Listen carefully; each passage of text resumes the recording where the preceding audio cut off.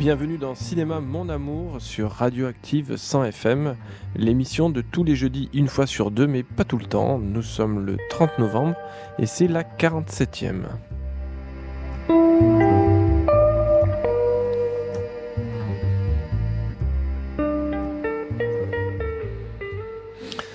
Bonjour, bonsoir à tous. Nous sommes très heureux de vous retrouver pour une heure de cinéma à passer ensemble avec des news, des coups de cœur, des coups de gueule, des coups de griffe aussi.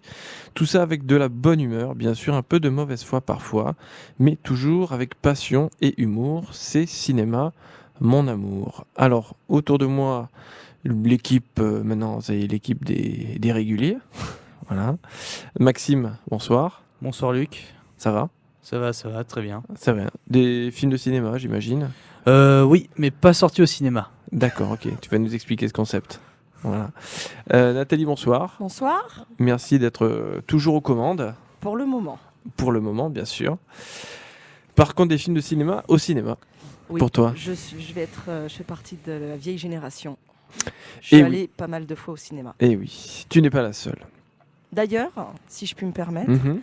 je voudrais te remercier parce qu'il y a un petit moment, tu nous avais conseillé un documentaire, Carré 35. Mhm. Je suis allée le voir et j'ai été bouleversée. Donc vraiment, merci pour cette belle émotion. C'est gentil. D'ailleurs, je tiens à préciser que ce soir, tu me tends la perche, hein, donc je la prends. Ce soir, au cinéma Henri Verneuil, il y a justement la projection de Carré 35, suivi d'un échange avec des psychanalystes, il faut au moins ça, Je pense. de la cause freudienne, qui vont, voilà, qui on pourra échanger après le film, voilà, à la Valette. Vraiment, allez-y.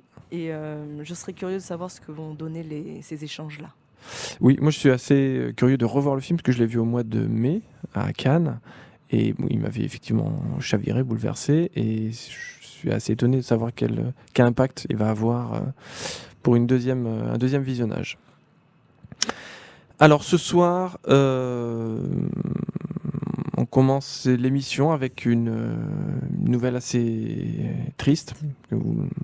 Sans doute peut-être vous êtes au courant. Voilà, on n'a pas spécialement le cœur à rire. Il se trouve que Christian Braschi, directeur du cinéma Le Royal, nous a quittés en début de semaine. Non pas d'une longue maladie, comme le dit la formule consacrée, mais d'une maladie tout court, d'une maladie qu'il a emportée vite, un peu trop vite. À tous ceux qui, avec sa disparition, ont perdu un proche, un intime, un collègue de travail, un frère, un fils, nous leur présentons toutes nos condoléances. Pas uniquement Cinéma Mon Amour. Je pense que toute la radio, tout Radioactive se joint à nous.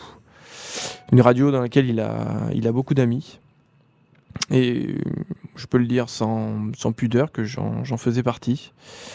Même si je ne suis... ça va être difficile de dire je n'étais pas, je ne suis ni un intime ni un proche. Il se trouve qu'on faisait le même métier. Il se trouve qu'aussi qu'on partageait les deux mêmes passions, à savoir le cinéma bien sûr, mais la musique aussi. C'est ce qui fait qu'un jour il m'a proposé d'accueillir le FIME au Royal il y a quelques années. Voilà, peut-être qu'on aura l'occasion, j'espère. J'ai envie de monter une émission avec ses amis, parler un peu de lui. Voilà, je ne sais pas si je vais y arriver, mais j'aimerais beaucoup. Peut-être que je raconterai les circonstances de cette rencontre, parce que il s'agit que d'humains et d'histoires d'amitié et de confiance, ce qui me rend assez fier d'avoir de partager ces moments avec lui. Voilà. Enfin, je n'oublie pas et je pense au public du Royal, à tous ceux qui savent ce que le Royal représente et comment il a dû, lui, se battre en 93, dans un contexte particulier, se battre pour créer un lieu culturel exigeant, car c'est pas si simple. Voilà, peut-être pareil, on en reparlera. Nous tous, cinéphiles et cultureux de tous bords, nous lui sommes reconnaissants et avons, je pense, une dette immense envers lui. Et si au cinéma, les super-héros sauvent le monde, lui, Christian, il a juste sauvé le cinéma dans une partie du monde, voilà, à Toulon. Voilà.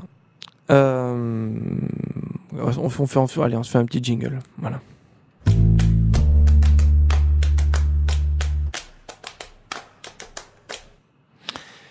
De l'actualité du ciné, c'est la rubrique Actua Ciné.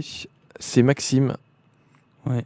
Pour toi. Donc, je vais vite parler d'une bande-annonce qui est celle de la nouvelle bande-annonce d'Avengers 3 qui vient de sortir il y a pas longtemps et voilà, qui va être réalisée par les frères Russo. Ça va être je dirais la fin de la deuxième, je crois de la deuxième ou le début de la troisième phase. C'est le début de la troisième. Le début de la troisième, voilà, du Marvel Cinematic Universe.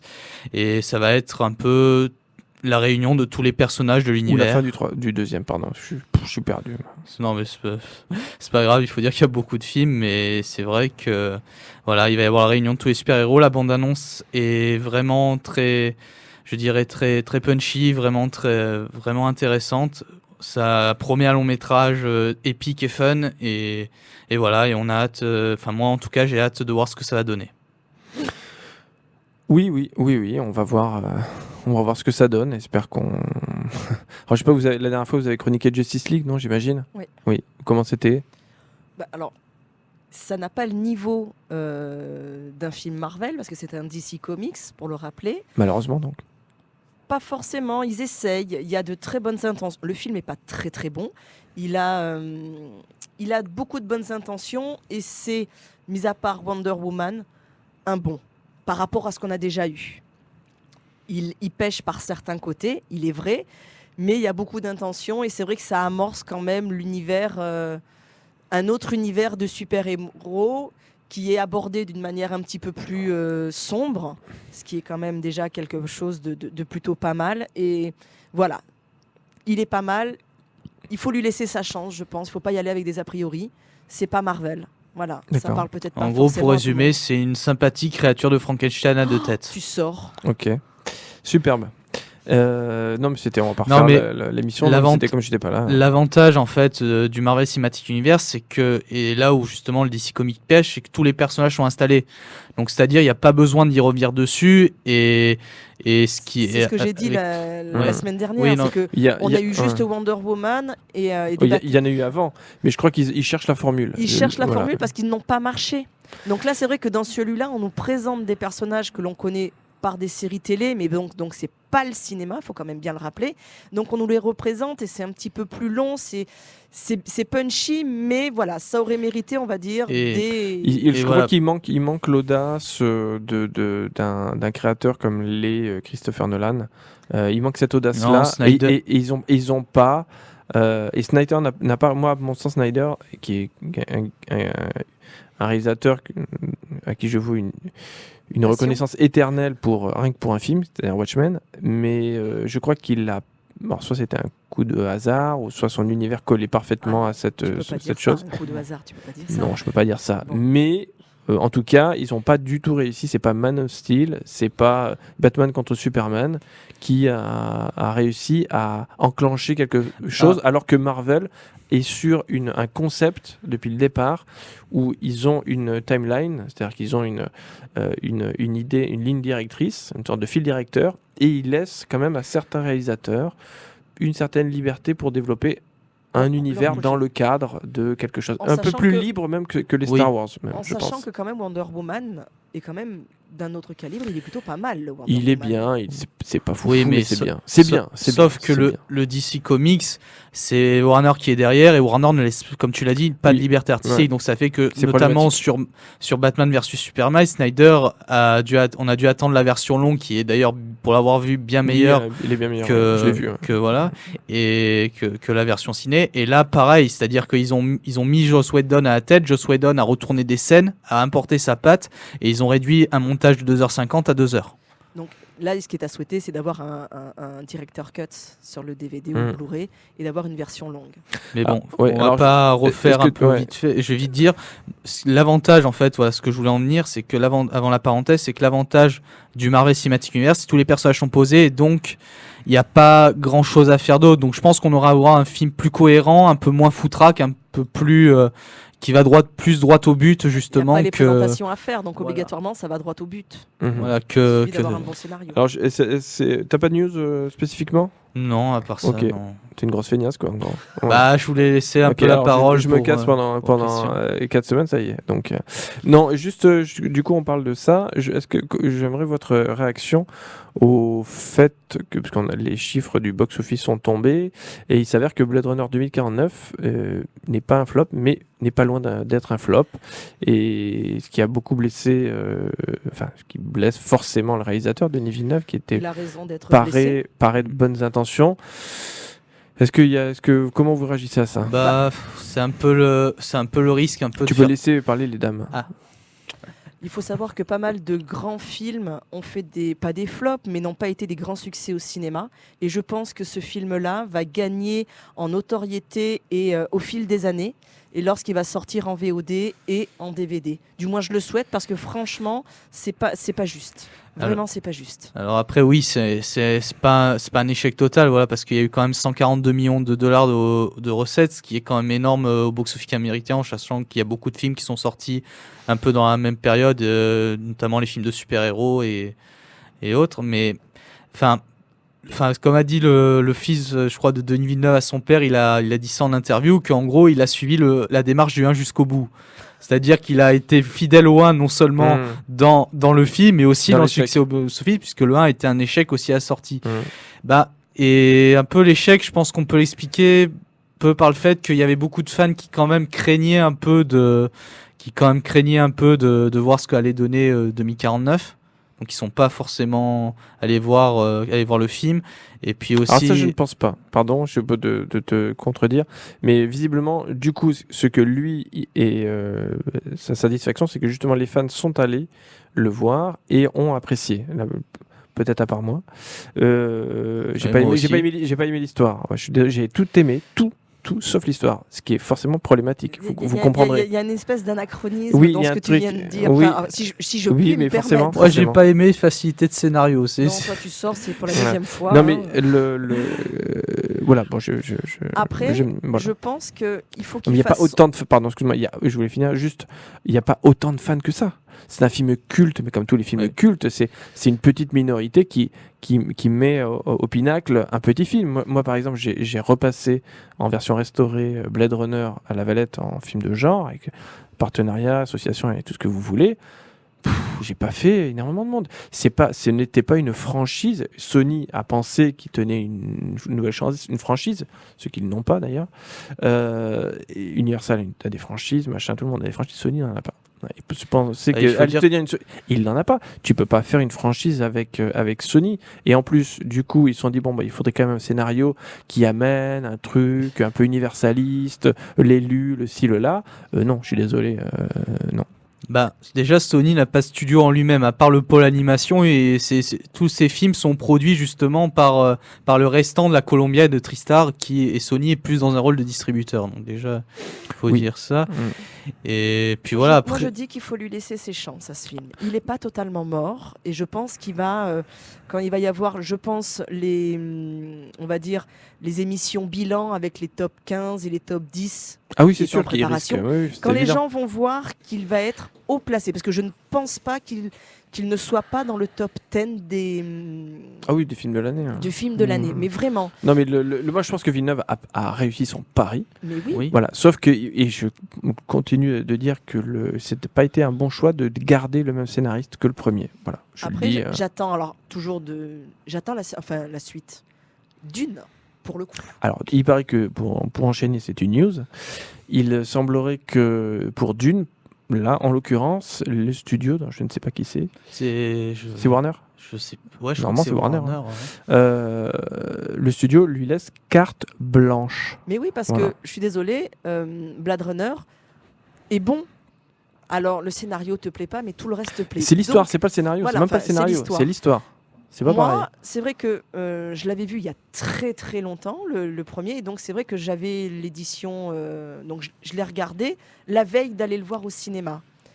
Et j'ai trouvé vraiment dans la continuité. Oui, bien sûr. Mais il a réussi ce pari-là, il l'a Et réussi. donc, il l'a vraiment bien réussi. Et je pense qu'il faut attendre le début d'année quand il va apparaître dans les top 10 des gens. Et je pense que ça va plutôt bien matcher et qu'il va avoir une seconde vie, surtout en VOD, et en DVD, et en Blu-ray. Eh bien Et en coffret collector. Voilà, C'est ce qu'on lui souhaite. Vous êtes sur Radioactive 100 FM, dans Cinéma Mon Amour. Et on enchaîne tout de suite avec la première chronique. C'est Coco. Coco. Alors non, c'est pas Coco Chanel. Normalement, tu dis Coco, oui, c'est moi. Ah non, c'est Loulou, pardon. Non, c'est Loulou. Si en plus tu te trompes. Ouais, je me trompe, je suis perturbé. Voilà. Donc Coco de Lee Unkrich. Unkrich. Le dernier Pixar sorti. Donc depuis plusieurs générations, la musique est bannie de la famille de Miguel. Un vrai déchirement pour ce petit garçon dont le rêve ultime est devenir un musicien aussi accompli que son idole, Ernesto de la Cruz. J'ai eu la chance d'aller le voir en avant-première entouré de nains. D'accord. Et il y avait les acteurs, il y avait l'équipe du film ou pas? Avec les acteurs. Oui, bien sûr, ils sont venus à Toulon exprès pour ça dimanche. Alors, la question avant d'aller voir ce Pixar, c'est est-ce que Pixar va arriver encore à me surprendre? La réponse est oui. Ils arrivent quand même avec un thème pas facile, celui des morts, à nous faire rêver et à nous émouvoir. L'histoire est belle, fourmille de rebondissements et surtout drôle. En termes d'animation, je pense que là, on est à la pointe de la technologie. Visuellement, on est proche vraiment de la perfection. Les pétales de fleurs qui tourbillonnent, la découverte de Miguel dans la ville des morts est assez bluffante. J'avais une crainte toujours sur ce thème. Il faut dire que Disney, Pixar en général, n'aborde pas trop, voire pas du tout le sujet. On l'évite consciencieusement. Et là, ils mettent les deux pieds dans le plat. Et en plus, comment le film va être perçu par des jeunes enfants? Parce que ça nous parle à nous, on a quand même l'habitude, mais que ça parle à un jeune public sur ce terme-là, c'est assez compliqué. Et encore une fois, j'ai envie de dire un grand bravo.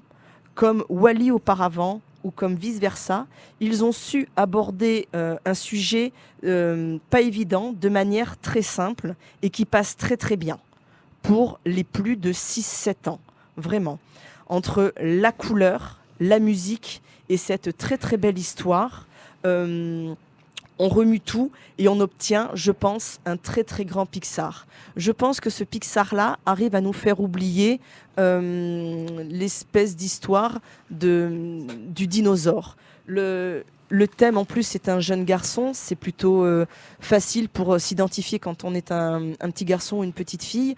Et bien, il y a des bons sentiments. C'est pas, c'est pas amené de manière mortuaire comme pourrait l'être, on va dire, l'étrange Noël de Monsieur Jack, qui est quand même assez noir, assez sombre. Là, les couleurs sont chatoyantes, c'est envolé. C'est un très, très bon Pixar de fin d'année.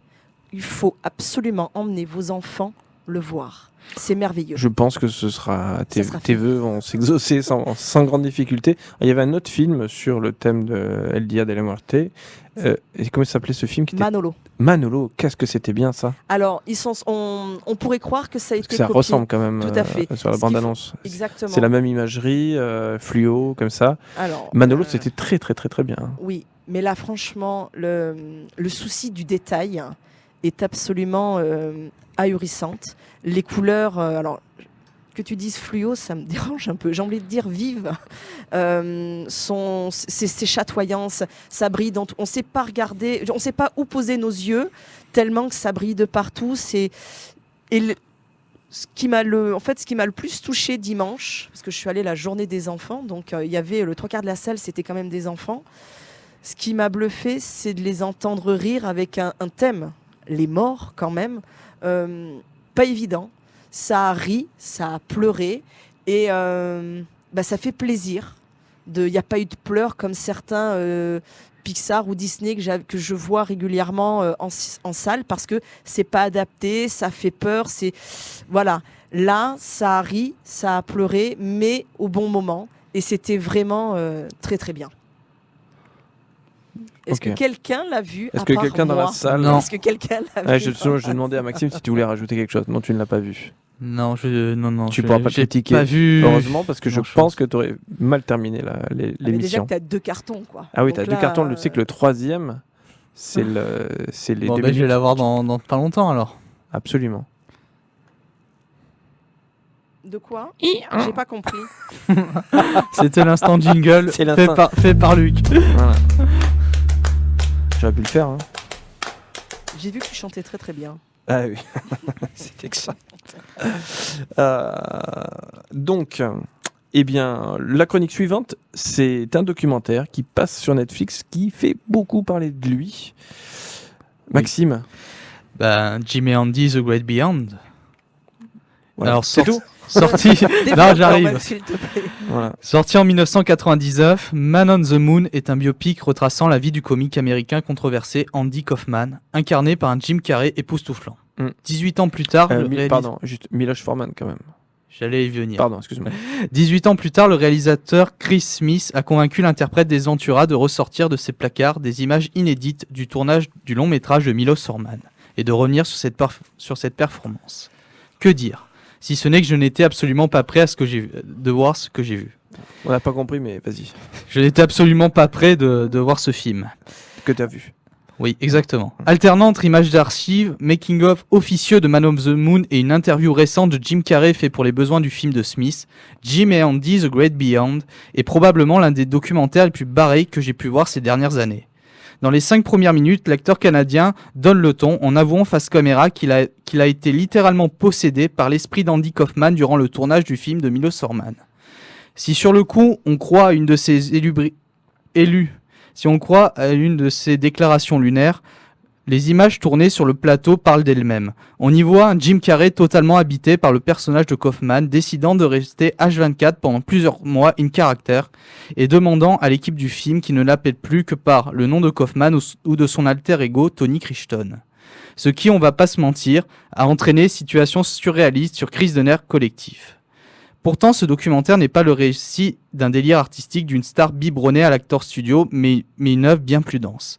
Il se révèle à la fois un des making-of les plus dingues et créativement stimulant que j'ai pu voir, un éloge magnifique d'un acteur les plus talentueux de sa génération, mais surtout un portrait intime de Jim Carrey sur sa vie, sa carrière, ainsi que sa vision de l'industrie hollywoodienne. Il ne s'était jamais livré auparavant de cette manière, et même si certaines images d'archives laissent supposer que le comportement de Carrey sur le tournage de Man on the Moon n'aurait été qu'un vaste coup monté par l'ex-compagne de Kaufman et l'ex-manager de ce dernier, Bob Smuda, Jim et Andy The Great Beyond est un film que je recommande à tous les fans de l'acteur canadien, mais aussi à tous les cinéphiles. Pour ma part, ça a été un vrai coup de cœur. Oui, alors c'est vraiment un... Ah, on t'entend pas. Le documentaire fait aussi polémique.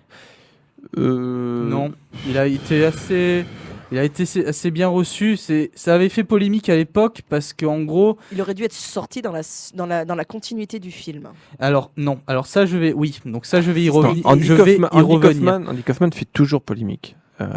Parce que il faut peut-être raconter un petit peu Andy Kaufman. Vite fait, mais j'ai juste un peu répondre juste avant à Nathalie. Universal ne voulait pas que les images sortent. C'est-à-dire que les images du making-of, ils ne voulaient absolument pas qu'ils sortent. Et Jim Carrey a été même obligé de les cacher pendant à peu près 10 ans. Oui, mais au départ, c'était prévu pour que ça sorte. Après, quand ils ont vu le résultat, ils l'ont squeezé. C'est ce que Jim Carrey a expliqué dans une interview. Et il réexplique dans le documentaire que voilà. Mais oui, non, mais je trouve que c'est bien qu'il ressorte maintenant parce que ça permet vraiment un recul. Et il le dit lui-même dans l'interview qu'il a mis énormément de temps à se sortir du personnage de Kaufman et que durant le tournage, il a littéralement été sur une autre planète quasiment. Il a laissé justement le personnage de Kaufman, d'après ses dires, prendre le pas justement sur sa personnalité. Après, il était fan.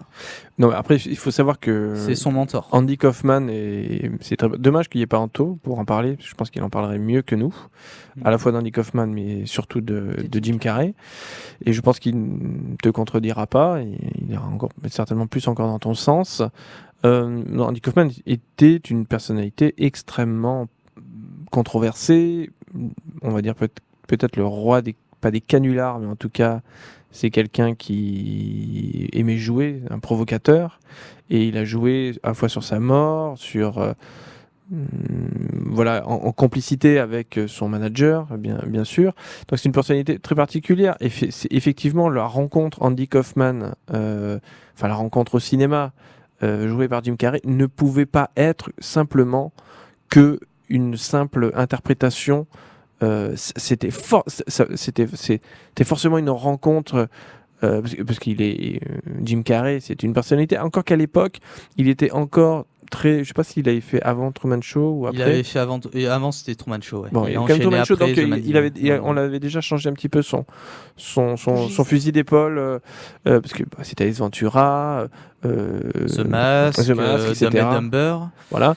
Et donc du coup, il était catalogué humour potache, Jerry Lewis, etc. Mais, sauf que c'est quelqu'un de beaucoup plus profond. Et moi, je trouve que c'est un immense acteur qui passe. Il n'a pas une mauvaise passe, mais qu'il a une passe. Voilà, c'est une période de sa vie très particulière. Je pense que ça tombe bien dans cette période-là de sa vie de sortir ce documentaire qui est à la fois effectivement un documentaire du sujet, mais du cinéma et sur le cinéma.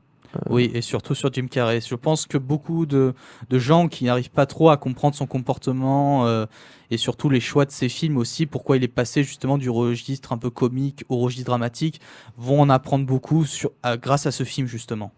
On va apprendre beaucoup de choses là-dessus grâce à ce film. Oui, parce que c'est un acteur. C'est ce qu'on appelle surtout un comédien. Il peut tout jouer. Oui. Et c'est surtout, ils prennent le postulat vraiment du making-of totalement barré, avec des scènes totalement surréalistes, notamment, je vais vite en citer une vite fait, pêle-mêle, Jim Carrey déguisé en Tony Crichton qui arrive à Amblin pour dire à Steven Spielberg que le requin n'était pas vrai. Donc voilà, qui arrive comme ça, justement, qui force les portes d'Amblin et qui arrive dans la cour et qui, comme Steven Spielberg pouvait pas recevoir, il se met à sa fenêtre et il imite le yak pour montrer qu'il pouvait jouer, toutes sortes de bestiaires qui pouvaient justement avoir une place dans un de ses films. Il l'avait fait dans un Golden Globe où parfois les Américains par an ils font une fête autour d'un réalisateur, tout ça. Et il y avait une fête autour de Steven Spielberg et il avait fait un discours, il avait imité un T-Rex ou je sais pas quoi, alors qu'il venait de sortir Jurassic Park. Et c'est juste à mourir de rire, quoi. Ah oui, c'est juste à mourir de rire. Mais il avait dit qu'il avait auditionné pour jouer un T-Rex dans Jurassic Park et il nous avait fait donc son audition. Putain, mais qu'est-ce que c'est drôle. Enfin bon, voilà. Et donc bref, voilà. Génie, attention génie. Et juste derrière, et voilà, en fait, le contexte du making of justement permet justement d'avoir un portrait un peu en biais de Jim Carrey par l'intermédiaire sachant justement que lui est déjà Kaufman. en biais. Donc si on a un portrait en biais, on risque peut-être du coup d'avoir une vision assez proche du coup. Vous me suivez?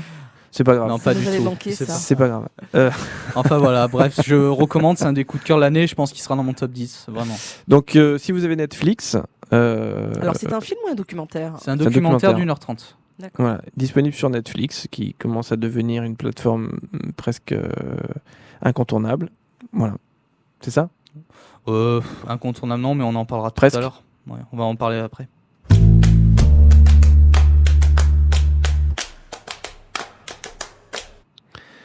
La troisième chronique, c'est Battle of the Sexes, et c'est pour moi.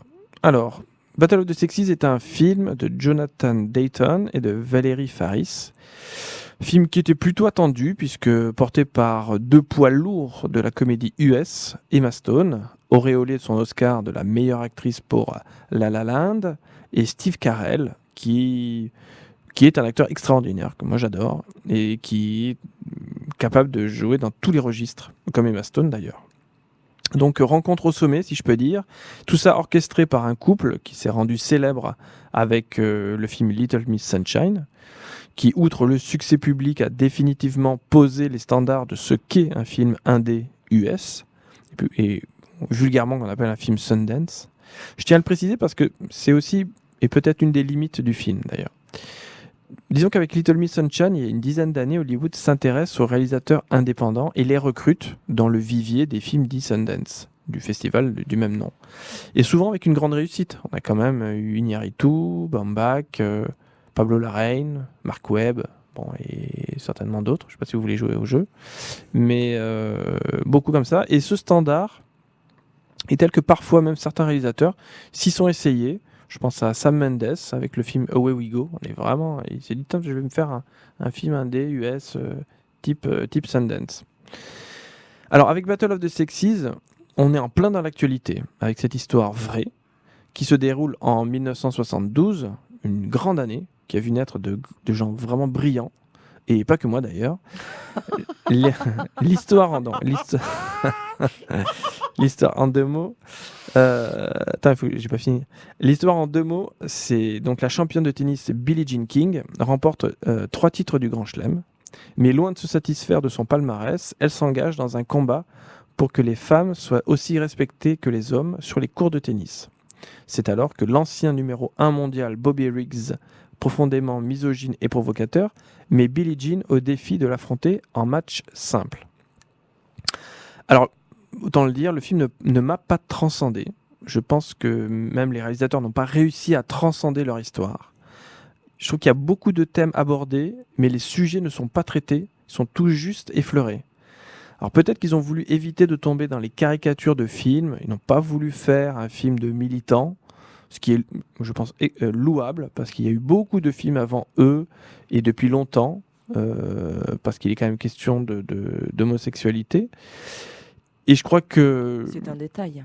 C'est un détail, surtout que je crois qu'on a dépassé, et Dieu merci, les films où on dit de façon bien pensante les homosexuels sont nos amis, quoi. Je crois qu'on n'en est plus là.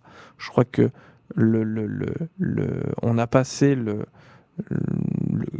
que le droit à la différence a été gagné, exception faite pour de certains gros mongoloïdes, bien sûr.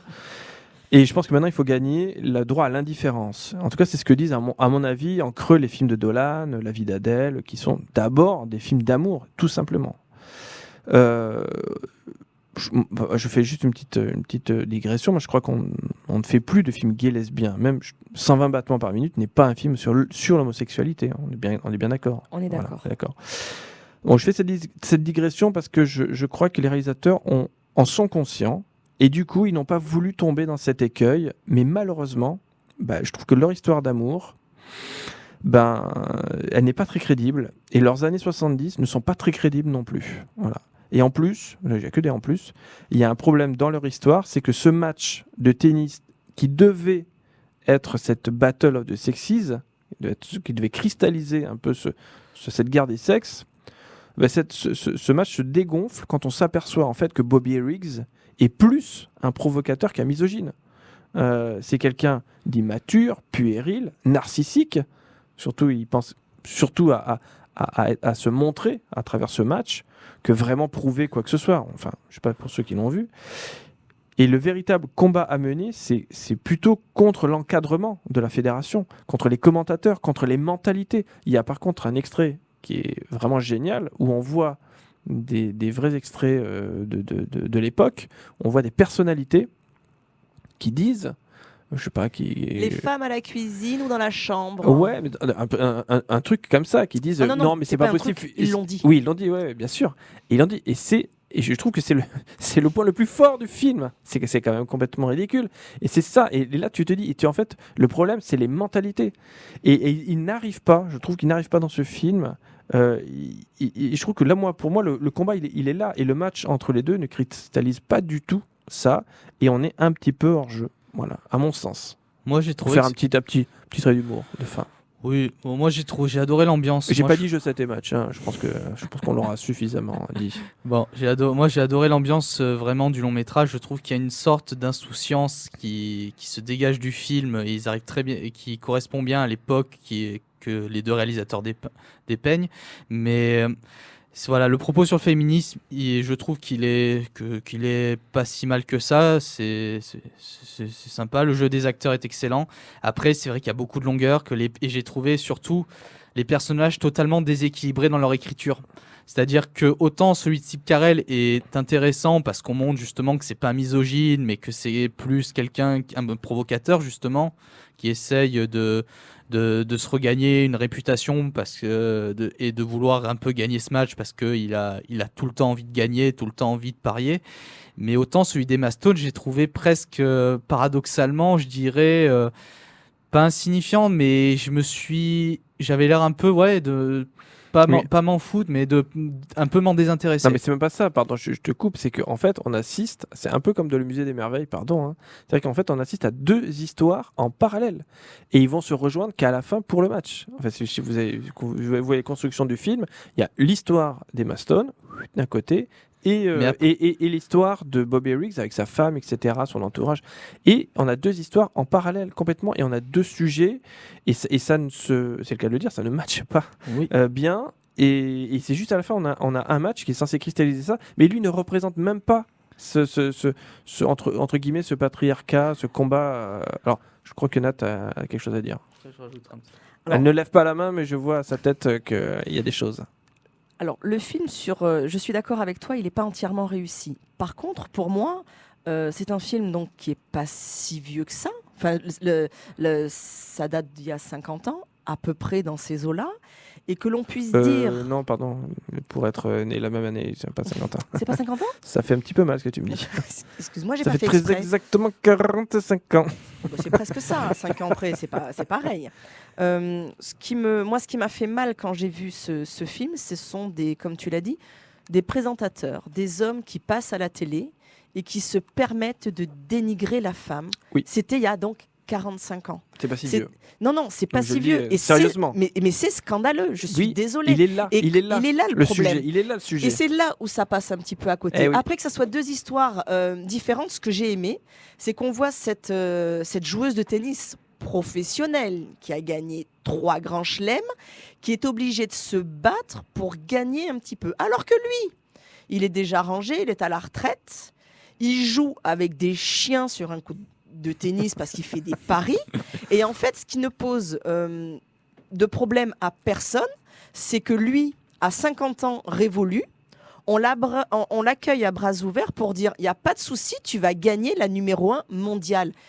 Aujourd'hui, tu prends la numéro 1 mondiale et tu la mets contre un joueur qui a été numéro 1 aussi, mais qui a 50 ans, il fait même pas un set. Et ça ne viendrait même pas à l'idée de remettre en cause le talent ou la sportive. Et ça me dérange. Et on le voit bien dans les préparations, et je trouve que ces deux histoires sont très très bien. On voit que lui ne s'entraîne pas, ne vit que de sponsors, où il est avec des vestes immondes. Il fanfaronne, mais tout à fait, il ne s'entraîne pas.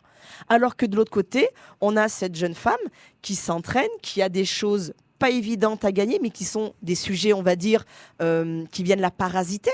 Parce qu'on le sait, quand on est sportif de haut niveau, il faut être bien concentré sur son match ou sur son activité. Et on voit ces deux histoires en parallèle, une qui est complètement absurde et qui me met dans une rage folle. Ah ben oui, vous m'auriez vu au cinéma. Non, mais j'en attendais pas. Je sautais sur mon fauteuil. Et en face, on a cette jeune femme qui se bat pour prouver, et c'est ça qui m'énerve, pour prouver qu'elle est aussi bonne, voire meilleure. Et ça ne pose de problème à personne à cette époque-là. Et c'est scandaleux. Et je trouve que c'est grâce à des personnalités féminines comme ça qu'on arrive à l'heure actuelle, même s'il y a encore des problèmes au niveau des salaires ou au niveau de pas mal de choses. Oui, il y a encore beaucoup de problèmes. Il y a encore beaucoup de problèmes. Mais quand on voit comment c'était il y a 45 ans, ah oui, forcément. Forcément, il y a quand même il y a du chemin. Quand on voit les sœurs Williams, moi j'adore le tennis, vraiment. Mais aller dire à l'une des sœurs Williams ou à Martina Hingis, qui était quand même numéro 1 mondiale, d'aller jouer contre... En tout cas, moi, j'irais rien dire qui contrarie les sœurs Williams. non, mais vous voyez ce que je veux dire? Aller dire, quand elles étaient au top du top et numéro 1 mondiale, d'aller jouer contre un papy de 50 ans, parce qu'en tennis, 50 ans, je suis désolée de le dire, c'est vieux. Je suis désolée, il fait pas un pli. Et ça ne viendrait même pas à l'idée à l'heure actuelle. Donc oui, là, ça me met en colère. Même quand tu fais un ping-pong, c'est compliqué. 50 ans. Oui, mais enfin, pour courir après la balle, c'est plus facile. C'est vrai, c'est désagréable. Ah oui, vas-y. Oui, non, mais là, je suis tout à fait d'accord avec toi. D'ailleurs, je trouve le message féministe et je pense la partie la plus réussie du film. Par contre, le message sur l'homosexualité, c'est simple. Moi, je suis. Ça tape à côté, hein, pardon. Ah oui, non, mais totalement, c'est Mais parce sans que c'est pas le finesse. sujet. C'est pas le sujet. C'est pas le Ils ont, sujet. ils ont quand même Oui, non, mais voulu- ils essaient de pouvaient le pas- mettre au forceps. C'est-à-dire Non, notamment ils le pouvaient pas- personnage d'Alan Cumming. Le personnage d'Alan Cumming, il est là que pour ça. Je suis désolé. Oui, mais il représente Non, mais aussi il pouvait à pas l'époque. passer à côté du Il ne pouvait sujet. pas passer à côté, puisqu'à l'époque, Mais du c'était coup, représenté il en- de cette manière-là. Oui, non, mais C'était la grande mani- Zoa, il faut le dire. C'était la Oui. grande Oui. Zoa. Ah oui, Mais- non, mais je suis d'accord, mais je dis juste qu'il Non, est non, là, ça, il est là le juste personnage me pour- dérange pas, moi. Non. À moi, le personnage, je trouve qu'il est totalement sous-exploité et que justement, il est là pour dire la phrase finale qu'il lui dit avant de rentrer sur le cours, quand elle a gagné. Non, parce qu'il représente aussi un symbole de l'époque. Comment cette. Je sais pas comment Non, mais dire. c'est même pas un symbole. C'est un individu, pour une moi, personnalité. à Pour part- moi, sur à cette part, c'est partie, tout. autant le propos du féminisme c'est pas trop mal, autant sur cette partie-là du film, c'est enfoncé avec la finesse d'un Boeing 647 qui a atterri sur un champ de blé, gardé par des géants en pierre qui tournoient le matériel pyrotechnique d'un concert de Metallica. D'accord. C'est ok. c'est voilà. Ok, merci pour cette très belle image. Mais bon, il est pas. Non, il est pas excellent. Mais voilà. par Non, contre. il est Je sympathique à pense qu'il regarder. faut aller le voir parce qu'il y a le sujet principal. Je pense c'est important. Voilà. Oui. Regardez-le, Voir l'évolution. Et malgré quelques longueurs, c'est très Ouais. agréable à Non, non, mais regarder. c'est quand même agréable à regarder. Les acteurs sont bons. Emma Stone, tout ça. Je pense que c'est pas Et- hyper bien. C'est pas écrit pour être efficace, mais Et- les acteurs sont bons. Steve Carell est irrésistible, Ah bah, comme tout le Et Oscar. monde. moi, je Oscar. pense qu'il peut avoir une nomination, vraiment. Carell. Oui, parce C'est possible. que le personnage est le mieux écrit du film C'est un et acteur en plus extraordinaire. et en plus il le joue de la meilleure des façons. Oui, oui, il On joue, est d'accord. il joue très très bien. Nathalie, Oui. je crois que tu vas garder là encore. Bah, oui, j'ai vu beaucoup de films cette Voilà, semaine. il faut le dire. Et le brio, est-ce que ça brille? Voilà. Ok, merci. Un commentaire. Donc- Je t'ai demandé court, mais je pensais pas. Ah non, mais je peux faire très très court. Donc, film de Yvan Attal avec Daniel Auteuil et Camélia Jordana. Donc, Naïla a grandi à Créteil et rêve de devenir avocate. Inscrite à la grande université parisienne d'Azas, elle se confronte dès le premier jour à Pierre Mézard, professeur connu pour ses provocations et ses dérapages. Voilà. Merci. Alors, film, je vais essayer de trouver des points positifs quand même. Hein. Le film est plein de bonnes intentions, mais j'ai trouvé que c'était très réducteur et plein de clichés. Ça m'a pas convaincu. En 5 minutes de film, j'aurais pu économiser 1h30, Ah oui, quand même. en sachant que, vous allez me répondre, la bande-annonce aurait pu te servir à ça. Sur ce, je vous dirais oui. Sauf que pour critiquer un film, il faut l'avoir vu. Exact. Donc, je me suis sacrifiée en allant voir ces trucs guimauves sans aucun intérêt. Je peux pas faire plus court. Ah si, Camélia Jordana, elle peut rester dans la chanson ou pas. Ouh là là. Carrément partir, ça me Oh là dérangerait là. pas. En Partir plus, elle est- là-bas. Ah non, non, ça m'a pas Non, l'air- mais- non. Elle est quand même. Je vais- C'est quand même une régionale de l'étape. Elle est de Lalonde. Hein. C'est quand même. Voilà. Ah, bon. mais elle peut être de où elle veut. Quand t'es D'accord. pas bon de partout. Ok, d'accord. Stop. Merci. Je vais un peu vite fait défendre. Donc oui, je suis d'accord, c'est à voix haute, version cliché, caricature, mais j'ai trouvé que le duo Auteuil-Jordania fonctionnait bien, qu'il y avait quelques dialogues bien ciselés, un bon rythme et quelques idées de mise en scène, réussissant à rendre le tout supportable. Je précise supportable. Donc T'avais ça ne vaut... picolé avant le film, c'est pas possible. Donc ça ne vaut pas le prix d'un ticket de ciné, mais c'est pas pire qu'un téléfilm M6. Mais ça vaut pas plus qu'un téléfilm M6. Ah non, je suis désolée. En ce moment, ce sont les téléfilms de Noël. Même les téléfilms de Noël sont meilleurs. Je suis Non. désolé, je me les tape. Ah non. Je me les tape chaque après-midi parce que je suis T'as la obligé de chance de bosser. pouvoir dans- les regarder. C'est atroce, c'est horrible. Non, c'est Tu pas travailles bon dans le une brio. administration, c'est ça que tu disais? Non, Je sais veux pas. travailler dans Ah une bon, là, administration. Je cherchais une raison. Donc non, non, il a peut-être des points positifs, mais c'est tellement pas bon. Donc non, non, je pense qu'il y a d'autres films à voir cette semaine que Oui. cette espèce Oui, de il y a purge. d'autres films mieux que Le Brio, mais c'est pas la pire comédie Peut-être le française de bonhomme de l'année. neige.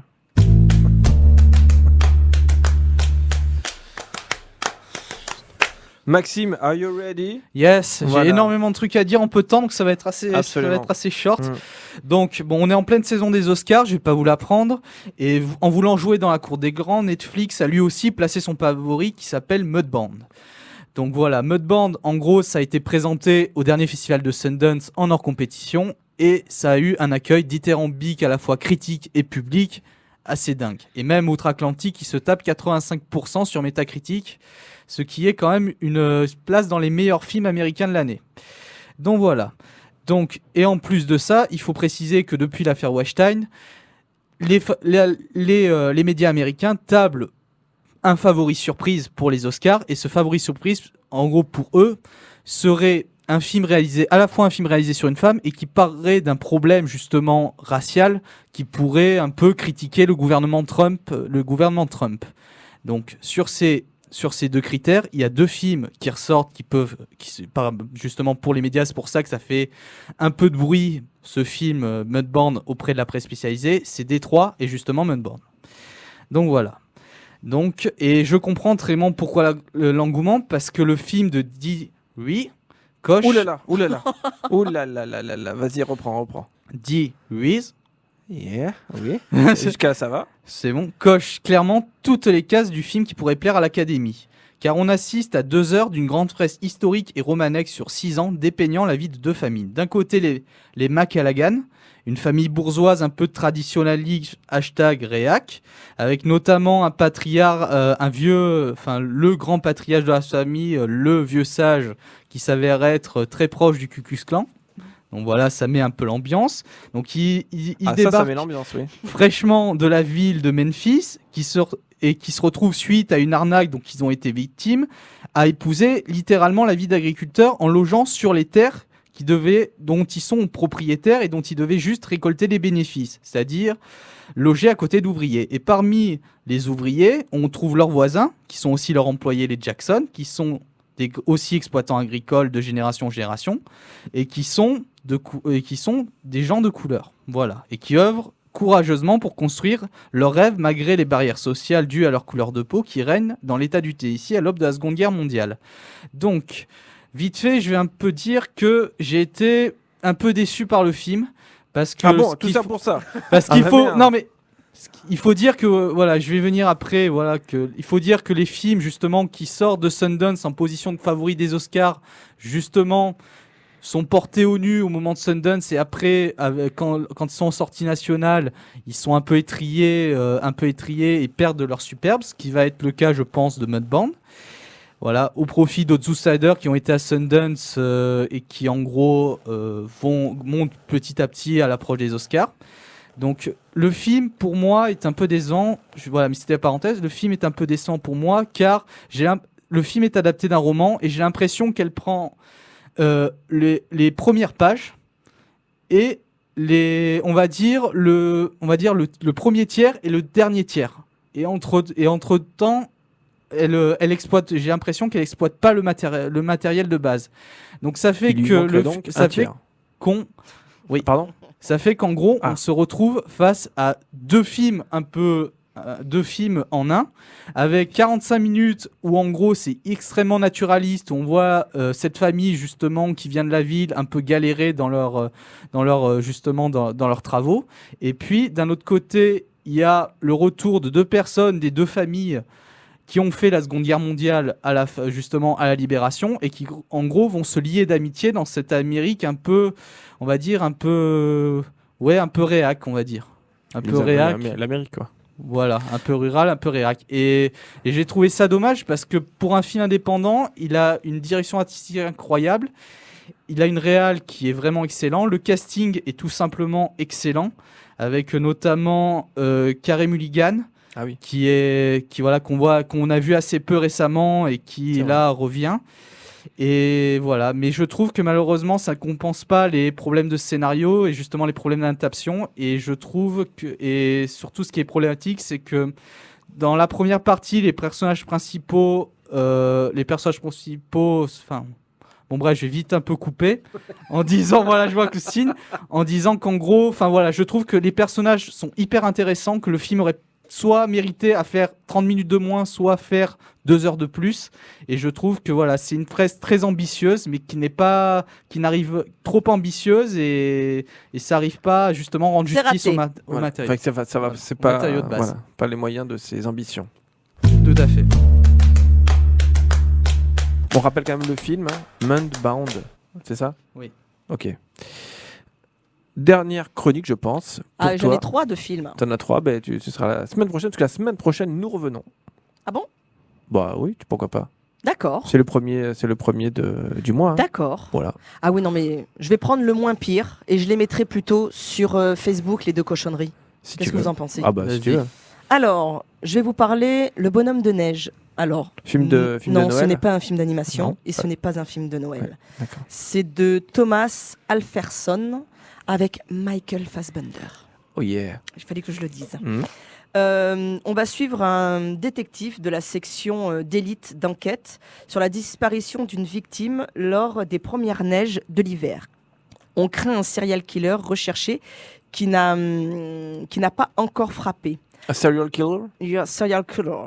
À l'aide d'une brillante recrue, il va tenter d'établir un lien entre des dizaines de cas non élucidés et la brutalité du dernier crime va mettre un terme à ce fléau. Alors, ce qu'il faut savoir, c'est que c'est une adaptation d'un livre éponyme de Joe Nesbo qui fait partie d'une série policière de 11 romans. Et ce film-là, c'est le 7e. Et donc, ça lui a permis d'être reconnu dans le monde entier. Le film est bien, mais il aurait pu être tellement mieux et tellement excellent. Le casting est absolument incroyable. On nous a vendu un film intriguant et à l'arrivée, on n'a pas beaucoup de surprises. L'idée de départ est sympa, puisque ce sont pas mal de femmes qui meurent, mais c'est plus sympa. on avance, plus ça part dans tous les sens.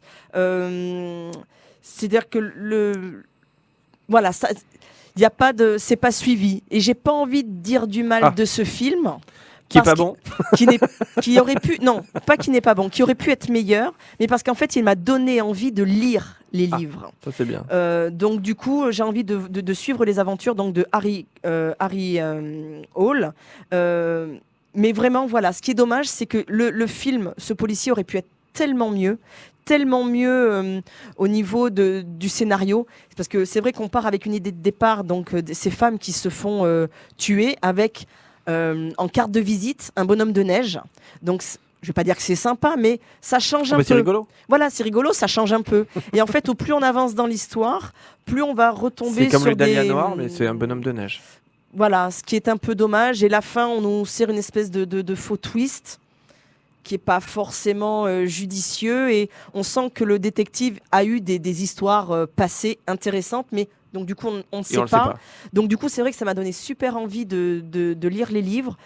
Par contre, mention spéciale pour Michael Fassbender. De toute façon, y a rien. Même s'il est mauvais, il est bon, c'est ça. Non, mais alors, il n'est pas mauvais. Et non, il peut pas. Il peut pas Et être non, mauvais. Et non. c'est Comprenez-moi ça. Et bien, non. Mais il oui, est on se absolument comprend. sublime. Sublime.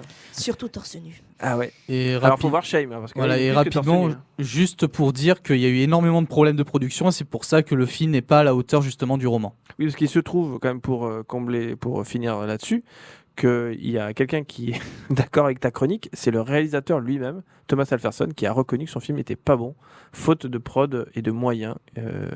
Et surtout d'un scénario qui a été un peu Qui a été un donné peu- à l'arrache. Ouais, à l'arrache un peu trop tardivement. Parce que ça arrive même dans les productions, dans les grandes productions avec des gros castings, qu'il y ait des problèmes de prod, de scénario, etc. C'est sur ces entrefaits que nous vous quittons, qu'on vous donne sans doute rendez-vous la semaine prochaine. Mais en attendant, il est temps de vous laisser dans les mains de Foundation.